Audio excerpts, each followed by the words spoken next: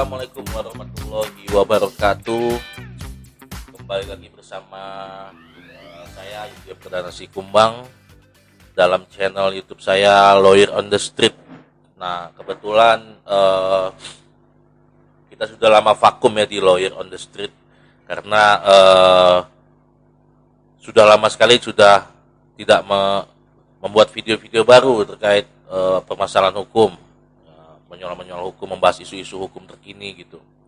Karena udah beberapa waktu yang lalu kita sudah coba aktif, namun karena kesibukan begitu. Nah, jadi pada kesempatan ini kita akan mencoba lagi mengaktifkan konten kita Lawyer on the Street, membahas persoalan isu-isu hukum terkini, baik isu lokal maupun nasional. Isu lokal maksudnya di kabupaten di tempat saya di Riau, khususnya di Kabupaten Indragiri Hilir. Nah, kali ini saya ingin membahas mengenai isu artis personil band terkemuka lah di Indonesia, Noah atau dulu namanya Peter Pan.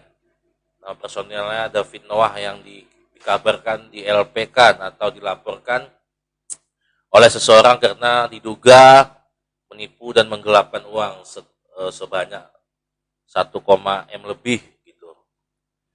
Nah, kalau kita melihat persoalan hutang piutang, ini kan hutang piutang nih bisa jadi ini isunya ke sana gitu. Kita coba baca dulu di kutipan Tribun News dalam beritanya gitu mengenai persoalan ini. Pertama ini di sini judulnya kronologi David Noah dituding gelapan uang 1,1 M imbas gagal lunasi hutang dan kini menghilang. Nah, begitu isunya. Jadi David Noah dikabarkan di-LP-kan oleh saudari Yulina Yunita, teman sendiri, melaporkan ke Polda Metro Jaya pada Kamis tanggal 5 bulan 8 2021 malam. Jadi katakan di sini dilansir di Tribun News bahwa total penipuan dan penggelapan itu adalah 1,150 miliar begitu. Ya, sudah LP-nya sudah terdaftar. LP tak perlu saya sebutkan, yang penting sudah resmi laporannya begitu. Jadi ada beberapa isu dalam kronologi kasus dugaan tindak pidana penipuan dan penggelapan dilakukan oleh David Noah ini. Pertama adalah awalnya David meminjam uang. Sini di berita ini, David meminjam uang kepada saudara Yulina Yunita sebagai modal usaha. Lalu yang kedua, isunya adanya gagal lunasi hutang. Nah, si David Noah gagal melunasi hutang karena perusahaannya perusahaannya bermasalah gitu. Nah, dan juga tidak bisa mengembalikan sesuai apa yang diperjanjikan, katanya begitu. Lalu ada juga isu jaminan cek dari David tak bisa dicairkan. Jadi disempat memberikan cek, dikatakan cek itu juga bodong gitu. Nah, dari kronologis ini saya melihat ketika ini dilaporkan dengan dugaan tindak pidana penipuan 378 dan 372 penipuan dan penggelapan, yang kita tarik kemudian adalah tentu mendudukkan apakah betul pasal ini terpenuhi unsurnya dengan kronologis yang sudah ada disampaikan. Nah, jadi di sini saya tidak ingin mendahului pihak kepolisian karena saya di sini hanya berbagi sedikit pandangan hukum kepada rekan-rekan yang menonton channel saya Lawyer on the Street. Paling tidak bisa memahami kapan sih suatu tindak pidana penipuan dengan awalnya meminjam uang ini bisa dijerat gitu atau dikatakan penggelapan. Nah, kita ulas lebih dulu. Dudukkan unsur material pasalnya dulu. Nah, sebelum saya masuk ke unsur materi pasal, saya menyampaikan dulu ya bahwa hutang piutang pada sejatinya itu tidak bisa dipidanakan. Jika kita merujuk ke Undang-Undang Nomor 39 Tahun 1999 tentang hak asasi manusia, pasal 19 ya, pasal 19 mengatur tidak seorang pun atas putusan pengadilan boleh dipidana penjara atau kurungan berdasarkan alasan ketidakmampuan untuk memenuhi suatu kewajiban dalam perjanjian utang piutang. Nah, jadi utang piutang itu tidak boleh seharusnya dibawa ke jalur pidana, karena kan pidana pertanggungjawabannya badan. Kalau kita kembali lagi ke pasal 378, itu kan penipuan. Bisa enggak pasal 78 itu menjerat orang yang berutang piutang, utang piutang, meminjam uang? Saya dulu pernah bahas ini di video saya sebelumnya. Silakan cek aja di Lawyer on the Street ya. Nah, kalau menyoal tadi unsur pasal penipuan, pertama adalah yang dimaksud barang siapa, dengan maksud untuk menguntungkan diri sendiri atau orang lain. Nah, barang siapa ya subjek hukumnya si Davidnya, dengan maksud menguntungkan diri sendiri atau orang lain. Ada dua nih, boleh pilihan, apakah itu menguntungkan diri sendiri atau orang lain. Secara melawan hukum, artinya melawan hak kepentingan hukum seseorang atau hukum yang sudah diatur gitu. Dengan memakai nama palsu atau martabat palsu, atau dengan tipu muslihat atau rangkaian kebohongan, menggerakkan orang lain untuk menyerahkan barang sesuatu kepadanya atau supaya memberikan utang ataupun menghapuskan utang piutang. Jadi utang piutang itu biasanya kalau dilaporkan oleh seseorang merasa dirugikan ya, kalau oknum di penegak hukum biasa itu mengaitkan antara 378 dan 372. Nah, kalau secara hukum kita detail membahas kapan sih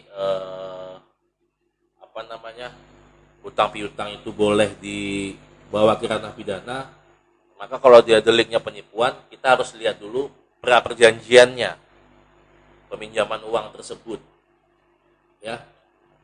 Jadi delik penipuan itu memang diatur di 378, namun ada karakteristik kapan itu dikatakan penipuan dan kapan itu dikatakan suatu cedera janji atau prestasi. Nah, penipuan ini ada lagi klasifikasinya. Ada penipuan secara perdata, ada penipuan secara pidana. Ada perbedaan di sini. Begitu. Nah, kalau di perdata kita lihat, kalau unsur atau konsep penipuan itu terdapat dalam pasal 1328 BW. Adanya cacat kehendak biasa disebut di sana. Jadi ada unsurnya itu, ada kekhilafan, ada kelalaian, ada paksaan, dan penipuan. Nah, sementara konsep penipuan di dalam 378 atau dalam pidana, adanya rangkaian kata bohong, pertama itu, lalu tipu muslihat, kedua, ketiga keadaan palsu, 4 martabat palsu. Nah, ada 4 ini yang menjadi unsur yang bisa dikatakan penipuan dalam pidana. Nah, begitu. Bagaimana cara membedakannya? Apa sih batas-batasannya antara penipuan dan cedera janji atau prestasi? Nah, kalau batas-batasannya itu bisa kita lihat dari tempus delictinya, tempus delicti atau waktu ketika perjanjian dan kontrak itu ditutup, ya. Kapan kontrak itu ditutup atau perjanjian kontrak ditandatangani, begitu. Jadi batasannya itu kapan kontrak itu ditutup, antara post factum dan ante factum. Nah, apakah tadi balik lagi ke perjanjian di mana orang itu meminjam uang. Misalkan dia ketika meminjam uang tadi dia sudah ada niat untuk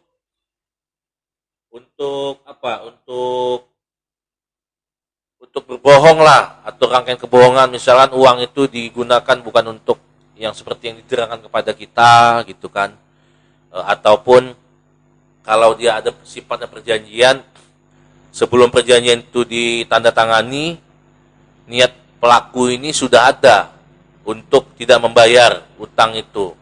Nah, atau ada rangkaian kebohongan, ada tipu muslihatnya, perjanjian itu akal-akalannya saja. Nah, dan peminjaman itu sudah dilakukan duluan, misalnya pemberian uangnya sudah dilakukan, baru dilakukan perjanjian. Tapi kalau sudah dilakukan perjanjian dulu, baru uang diserahkan, itu berbeda, dua hal ini berbeda gitu. Tapi kalau tidak ada perjanjian bagaimana? Ya misalkan bisa dilihat tadi dari niatnya pra perjanjian tadi, disitulah yang menjadi PR besar dari penyelidik nantinya untuk melihat ini apakah memang ada konsep penipuan pidana atau memang konsep penipuan perdata. Nah, itu dia. Nah, kalau 372 ini bergeser dari 378 penipuan ke 372, yaitu unsurnya kita bacakan di sini, barang siapa dengan sengaja memiliki dengan melawan hak sesuatu benda yang sama sekali atau sebagian termasuk punya orang lain dan benda ada di dalam tangannya bukan karena kejahatan. Artinya menguasai benda atau barang orang tertentu, ya, kepunyaan orang sebagian atau seluruhnya, bukan karena kejahatan, dia bukan mencuri. Orang itu tahu barang itu ada di sama kita, cuman kita menggunakannya dan menghilangkannya, tidak tahu kemana gitu, ya kan? Itu bisa dikatakan penggelapan.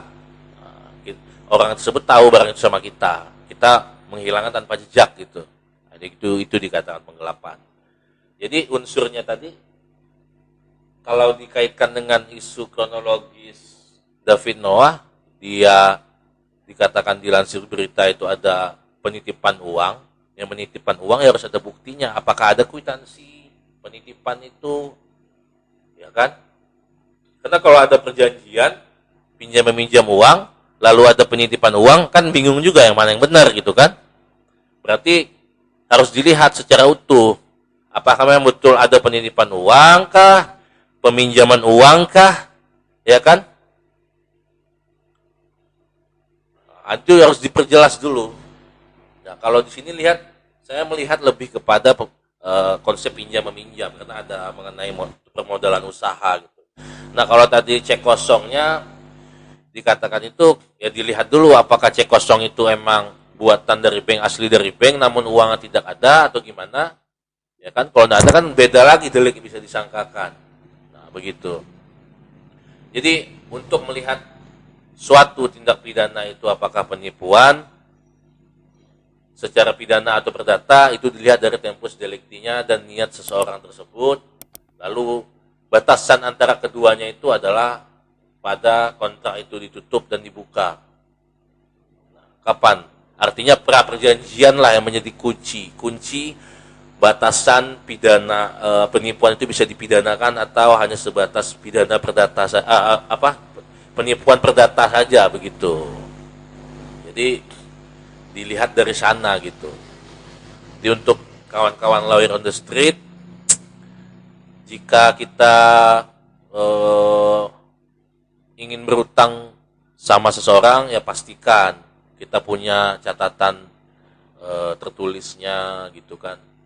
Ya, tertulisnya yang diperjelas saja, meminjamkan uang sekian gitu. Kalau menitip uang ya menitip, itu bahasanya diperjelas. Nah gitu. Jadi batasan tadi sudah tahu ya, antara penipuan perdata dan pidana. Kalau perdata adanya cacat kehendak, kelalaian ya. Nah, itu bisa dikatakan nanti wan prestasi. Tapi kalau penipuan di pidana adanya rangkaian kata bohong, tipu muslihat, keadaan palsu atau martabat palsu.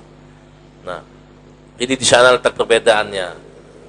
Kapan itu bisa dilihat batasannya? Ya, batasannya bisa dilihat ketika kontrak itu ditutup.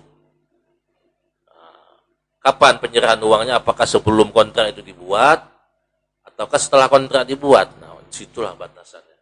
Oke, selamat pagi, karena ini videonya dibuat pagi. Kita ucapkan selamat pagi untuk rekan-rekan lawyer industri yang setia menonton channel saya. Tetap subscribe. Yang bagi yang baru menonton, silahkan pantau terus channel kita. Ke depan akan diaktifkan kembali karena kita akan memulai lagi untuk membuat video-video tentang membahas isu-isu hukum terkini berikutnya. Oke, salam lawyer on the street.